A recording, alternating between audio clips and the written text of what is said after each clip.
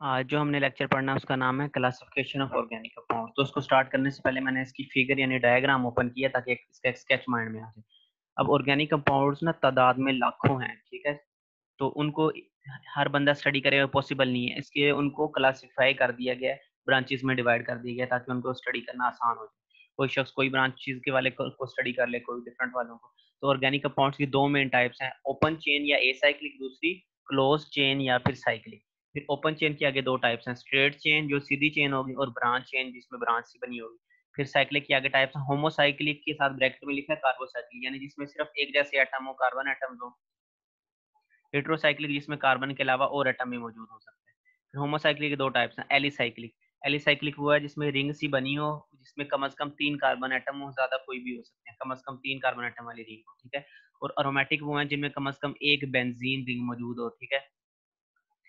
फिर हेट्रोसाइक्लिक के टाइप्स हैं सैचुरेटेड, अनसैचुरेटेड। सैचुरेटेड वो होती है जिनमें सिंगल बॉन्ड मौजूद हो, अनसैचुरेटेड वो होते हैं जिनमें डबल बॉन्ड मौजूद हो, ठीक है। फिर अनसैचुरेटेड की टाइप है अरोमेटिक।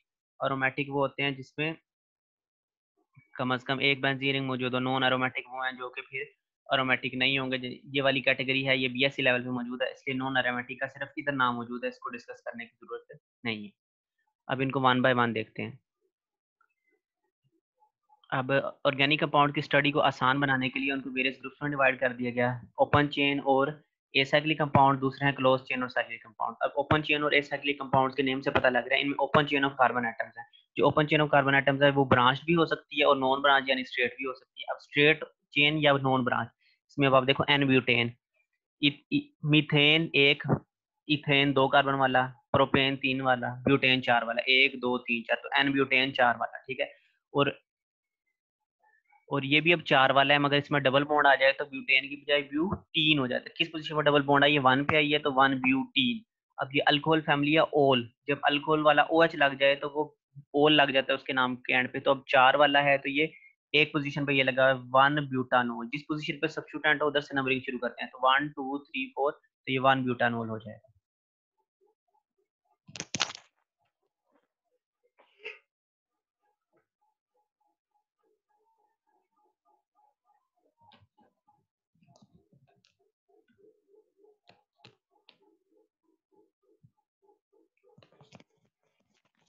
उसके बाद ब्रांच चेन हाइड्रोकार्बन है। ब्रांच चेन में वो आप देख रहे हो कि ब्रांच नजर आ रही है, ठीक है।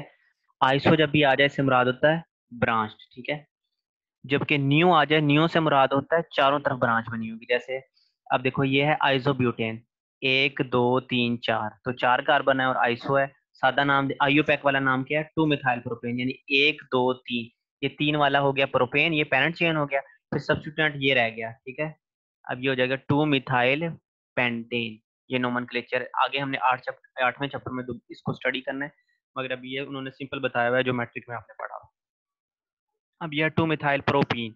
प्रोपीन क्यों है, क्योंकि इधर डबल बॉन्ड आ गया, बाकी सारा सेम। अब इसमें फर्क है, जब नियो वर्ड आ जाए ना, नियो से मुराद है कि चारों तरफ ब्रांचिंग सी हुई होगी। अब नियो पेंटेन है क्योंकि 5 कार्बन है और चारों तरफ ये हुआ है, इस वजह से इसको नियो कहते हैं। और सादा नाम इसका क्या होगा, लॉन्गेस्ट चेन पर हम पहले हमने सेलेक्ट कर ली, वन टू थ्री, ये लॉन्गेस्ट होगी, या इसको कर लो वन टू थ्री। फिर दो पोजीशन वाले कार्बन पे दो मिथाइल लगे हुए हैं, तो two two dimethyl propane. Propane से मुराद है लॉन्गेस्ट चेन, तीन वाली हो जाएगी, ठीक है। और सादा अगर इसका ब्रांच वाला नाम देखें तो न्यू पेंटेन, यानी ओवरऑल 5। फिर क्लोज चेन या साइक्लिक कंपाउंड, इनमें ना क्लोज चेन या फिर रिंग ऑफ एटम्स बनी होती है। इनकी दो टाइप्स है, होमोसाइक्लिक या कार्बोसाइक्लिक, दूसरी हेट्रोसाइक्लिक। होमोसाइक्लिक या कार्बोसाइक्लिक में क्या है, ring consist of carbon atoms पे मुश्तमिल होती है सिर्फ। अब होमोसाइक्लिक के आगे दो टाइप्स हैं, एलिसाइक्लिक और अरोमेटिक कंपाउंड्स। एलिसाइक्लिक वो है जिसमें कम से कम 3 कार्बन मौजूद हो रिंग में। अब आप देखो रिंग बनती ही 3 कार्बन वाले से। ये अब साइक्लो, साइक्लो क्यों कहा, क्योंकि साइक्लिक है। साइक्लो प्रोपेन 3, फिर 4 वाले को कहते हैं ब्यूटेन, तो ये साइक्लो ब्यूटेन, 5 वाले को पेंटेन, साइक्लो पेंटेन, 6 वाले को हेक्सेन कहते हैं, तो ये साइक्लो हेक्सेन। अब इधर ना एक मिसिंग है चीज, ये अब साइक्लो हेक्सीन क्यों है, क्योंकि इसमें एक डबल बॉन्ड मौजूद है, इधर आपको शो नहीं हो रहा और आपको पता होना चाहिए। ये इधर एक डबल बॉन्ड मौजूद है, ठीक है, ये मैंने डबल बॉन्ड बना दिया इधर।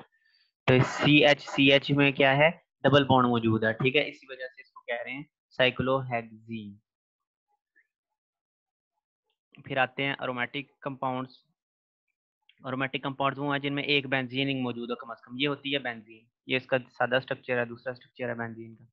अब इन सब में देखो ऊपर सब्स्टिट्यूएंट डिफरेंट है, जिसकी वजह से ये कंपाउंड डिफरेंट है, मगर इन सब के अंदर कम से कम एक बेंजीन तो मौजूद है। टोलीन में भी दरमियान में सर्कल है और बेंजीन है, बेंजीन बेंजीन। CH3 ऊपर लगाओ, ये अब CH3 है, CH3 ऊपर लगाओ तो टोलीन होता है, OH लगाओ तो फिनोल होता है, CHO लगाओ रिंग के ऊपर तो बेंजल्डिहाइड, NO2 लगाओ तो नाइट्रोबेंजीन, ये सब अरोमेटिक कंपाउंड। फिर ये दो आ जाते हैं लिखने के लिए। कम हमने कहा है कम से कम एक होनी चाहिए, एक से ज्यादा तो फिर हो सकती है फ्यूज टुगेदर। इनमें अब एक से ज्यादा फ्यूज हुई है। नेफ्थलीन में दो बेंजीन रिंग्स आपस में जुड़ी हुई हैं, फ्यूज हुई हैं। एंथ्रासीन में तीन आपस में फ्यूज हैं, जुड़ी हुई हैं। फिर है हेट्रोसाइक्लिक कंपाउंड। हेट्रोसाइक्लिक में रिंग में एक से ज्यादा किस्म के एटम होते हैं, यानी कार्बन के अलावा और भी मौजूद हो सकते हैं, ठीक है। हाइड्रोजन को हम नहीं गिनते क्योंकि हाइड्रोजन तो कार्बन के साथ ही मौजूद है। कार्बोसाइक्लिक वो होते हैं जिसमें कार्बन और हाइड्रोजन मौजूद है, मगर मेन उसमें कार्बन ही है क्योंकि हाइड्रोजन तो उसकी वैलेंसी पूरी करने के लिए है। तो हेट्रोसाइक्लिक में कार्बन के अलावा भी कोई और मौजूद होगा। इसकी मिसाल है जब अब इस रिंग के अंदर ही मौजूद होगा, ठीक है। जो ऊपर हमने पढ़ा है ना अरोमेटिक, उसमें तो रिंग के बाहर कोई और मौजूद होता था। हेट्रोसाइक्लिक में रिंग के अंदर ही कार्बन के अलावा और कोई भी मौजूद होगा। जैसे पायरिडीन में अब एन है, ये पायरिडीन हो जाएगा जब 6 मेंबर वाली हो और एन अंदर ही मौजूद हो पायरिडीन। जब 5 मेंबर हो और ओ मौजूद हो तो फ्यूरेन, जब 5 मेंबर हो और NH मौजूद हो तो पायरोल, और जब 5 मेंबर हो और एस मौजूद हो तो थायोफीन।